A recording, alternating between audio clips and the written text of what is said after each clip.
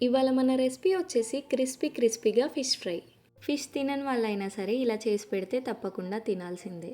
ముందుగా ఒక ప్లేట్ తీసుకొని అందులోకి 2 టీ స్పూన్ల కారపొడి, రుచికి సరిపడ ఉప్పు, కొంచెం ధనియాల పొడి, 1 teaspoon garam masala, 1 teaspoon అల్లం వెల్లుల్లి పేస్ట్, 1 టీ స్పూన్ కార్న్‌ఫ్లోర్, కొంచెం నిమ్మరసం పిండుకొని అలాగే నూనె పోసుకోవాలి. ఇప్పుడు మొత్తం మంచిగా కలిసిపోయేలాగా కలుపుకోవాలి.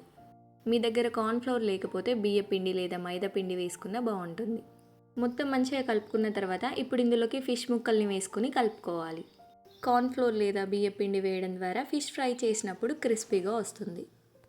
ఉప్పు కారం మొత్తం ఫిష్ ముక్కలకి పట్టుకునేలాగా కలుపుకోవాలి. ఇప్పుడు స్టవ్ పైన ప్యాన్ పెట్టుకొని నూనె పోసుకొని నూనె వేడైన తర్వాత ఫిష్ ముక్కల్ని వేసుకొని ఫ్రై చేసుకోవాలి.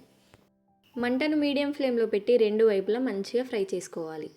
ఒక 2 మినిట్స్ అయిన తర్వాత ఫిష్ ముక్కని ఇంకొక వైపుకి తిప్పుకొని ఫ్రై చేసుకోవాలి.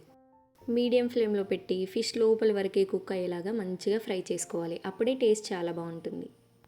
పైన క్రిస్పీగా లోపల సాఫ్ట్గా మసాలా ఫ్లేవర్తో టేస్ట్ చాలా బాగుంటుంది.